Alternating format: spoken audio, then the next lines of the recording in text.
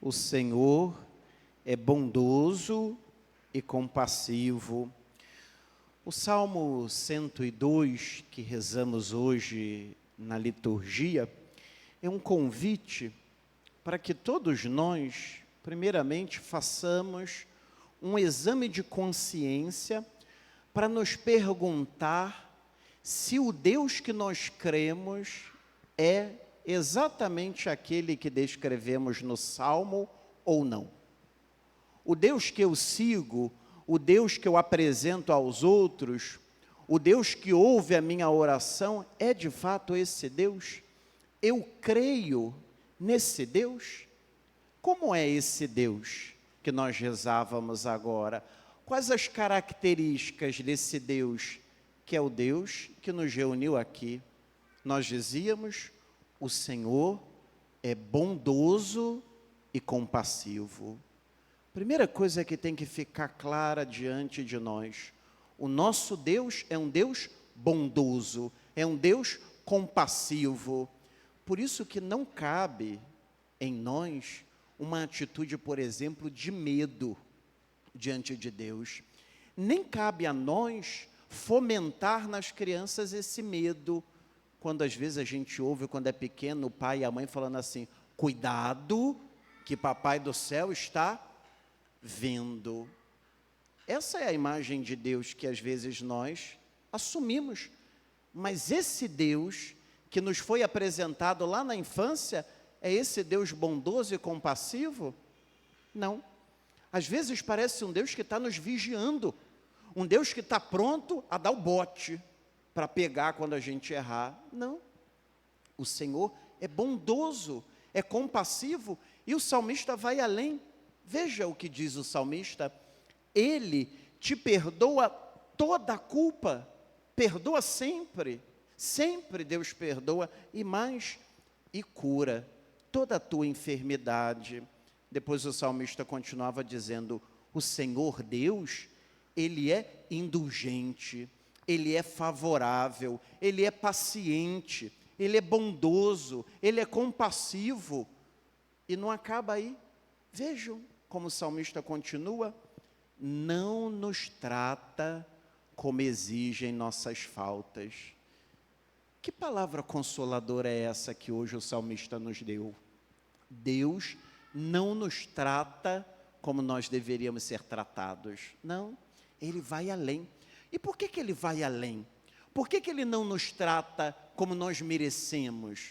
Como às vezes nós nos tratamos. Ele não.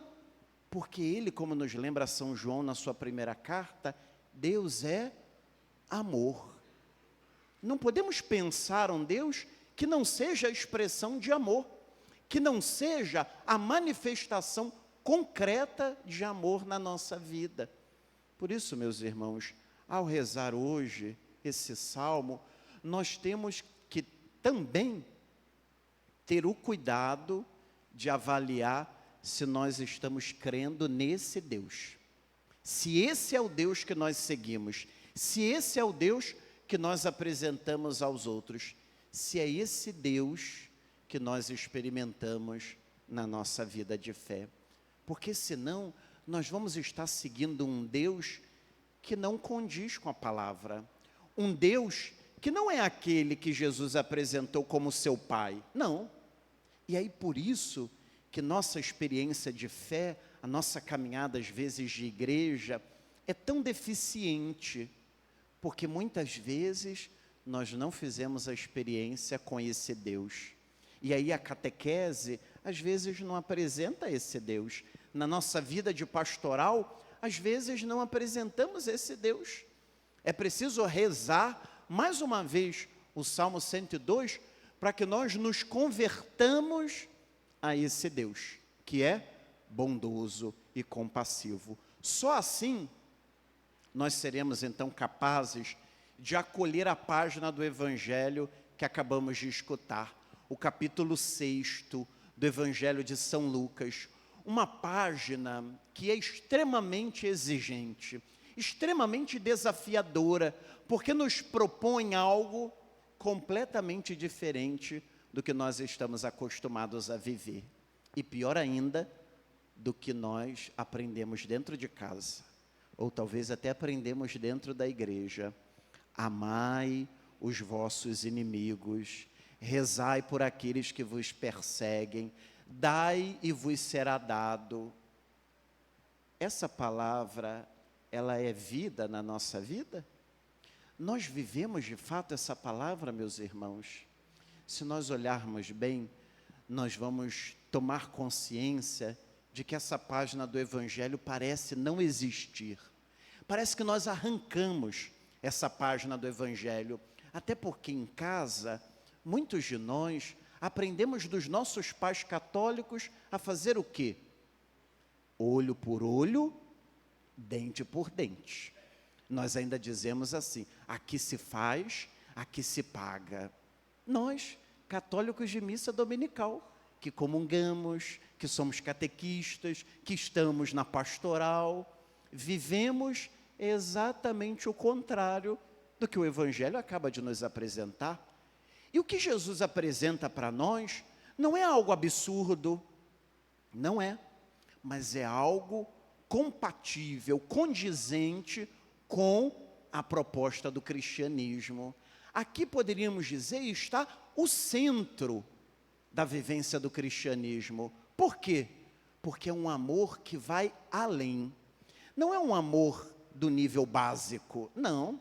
O amor do nível básico, até um pagão pode viver. Por isso que Jesus disse, amar quem nos ama, fazer o bem a quem nos faz o bem, dar esperando receber em troca. Isso qualquer um faz. Um pagão faz. Eu e você não precisamos da missa para viver esse amor raso, baixo. Não. Nós precisamos da missa, e aqui estamos, para amar mais, para amar como Deus ama, amar no nível muito maior, amar até os nossos inimigos. Aí nós estamos como Deus. Por isso que no Evangelho, Jesus nos convida a amar dessa maneira, para que de fato nós sejamos filhos de quem? Filhos de Deus. E Ele diz, para que sejamos filhos do Pai do céu, que faz nascer o sol sobre maus e bons, faz cair a chuva sobre justos e injustos. Deus não escolhe. Já perceberam que coisa curiosa? Deus não escolhe quem vai amar, como se Deus estivesse dizendo assim, eu vou amar vocês que estão na missa aqui na Rosa Mística, mas quem está jogando bola e não vem à missa, aquele ali eu não amo não, aquele ali está largado, está condenado. Não, Ele ama a todos, e nos convida a fazer o quê? A amar a todos, como Ele. Até porque o nosso Deus não ama na dinâmica da troca. Nós amamos. Amamos tanto que a gente sempre está esperando o quê? Sempre esperamos pelo menos um obrigado.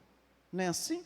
Tanto que a gente diz assim, fulano é um ingrato, nem um obrigado foi capaz. Acabou o amor, porque virou amor de troca, não um amor gratuito. O amor gratuito eu não espero nada. O amor gratuito, eu não espero a recompensa. Eu já me sinto recompensado só por amar. Não importa se o outro me ama ou não me ama, não. Eu não amo porque ele me ama. Eu não amo porque eu espero o amor dele. Eu amo porque eu não posso fazer outra coisa senão amar. Porque eu fui criado para amar. É como se nós exigíssemos de um passarinho que não cantasse. Exigíssemos de uma roseira que não florisse com uma rosa. Exigir de nós não amar é ir contra a nossa natureza, porque nós somos a imagem e semelhança de um Deus que é amor. Nós fomos feitos para amar. E quando não amamos, nós estamos prejudicando a nós mesmos. E por isso Jesus hoje, de uma maneira concreta, propõe esse amor que vai além, nos convidando a um amor gratuito, a um amor que não está destinado apenas a algumas pessoas, e um amor que vai sendo construído dia após dia. E nessa palavra, nós temos que aprender algo que faz falta na nossa vida. Quando as pessoas dizem assim: ah, padre, eu acho que eu nem perdoei fulano, porque eu não me esqueço do que ele fez. Você está com Alzheimer? Não. Então você vai esquecer? Não. Não é verdade? Você vai continuar lembrando. O que você não precisa fazer é ressentir, é reviver. E ao mesmo tempo deve fazer o quê? Colocar diante de Deus aquela pessoa. Por isso que Jesus propõe: rezai por aqueles que vos caluniam, por aqueles que fizeram mal a você. Só que o problema é que na nossa prática, nós estamos acostumados a reclamar, nós estamos acostumados a falar com os outros: fulano me fez mal, fulano me maltratou, minha mãe, o meu pai. Não, Jesus diz o quê? Fala comigo, fala com Deus dessa pessoa, coloca diante de Deus, fala: Senhor, essa pessoa me maltratou demais, me fez muito mal, está me fazendo mal, mas eu coloco ela diante do Senhor. Eu quero que o Senhor conceda muitas graças para ela. Eu quero que o Senhor faça com ela tudo de bom, porque eu não quero que ela passe o que eu passei. Eu não quero que ela sofra como eu sofri. Eu não quero, Senhor. E eu quero amá-la como o Senhor me pede. Eu quero rezar por ela. Eu quero o bem dela. É diante de Jesus que nós temos que fazer isso. É para Ele que nós temos que levar essas pessoas. Com isso, meus irmãos, quem ganha? Nós e os outros. Porque aí na nossa mente e no nosso coração, nós vamos nos convertendo e vamos nos tornando homens e mulheres que amam, que perdoam, que são bondosos, que são compassivos, que no fundo fazem o mesmo que Deus. E o final do Evangelho de hoje tem uma proposta muito importante para a nossa vida, que não pode ser esquecida. Jesus termina dizendo: não julgueis e não sereis julgados, com a mesma medida que medirdes os outros, vós sereis medidos. Está pesando muito a mão sobre o outro? Daqui a pouco vai ser com você. Espera que vai ser com você. Tanto que São Tiago dirá: o juízo será sem misericórdia para quem não praticou a misericórdia. Não adianta depois se colocar diante de Deus como o piedoso, o bondoso, o homem bom, a mulher boa, mas se na relação entre nós não fomos, se na relação entre nós não amamos, não perdoamos, não é possível. Não adianta querer de Deus aquilo que nós não estamos capazes de dar uns aos outros. Que o Senhor nos dê a graça de acolher essa palavra e deixar que ela nos converta, porque é para isso que nós viemos aqui, para nos converter, para nos tornar melhores, para nos tornar verdadeiramente cristãos. E nós só poderemos fazer isso quando formos capazes de experimentar na nossa vida o amor de Deus, o amor de Jesus, para que assim nós também sejamos capazes de amar como Deus nos ama. Esse Deus que, como rezávamos, cremos que é bondoso e compassivo.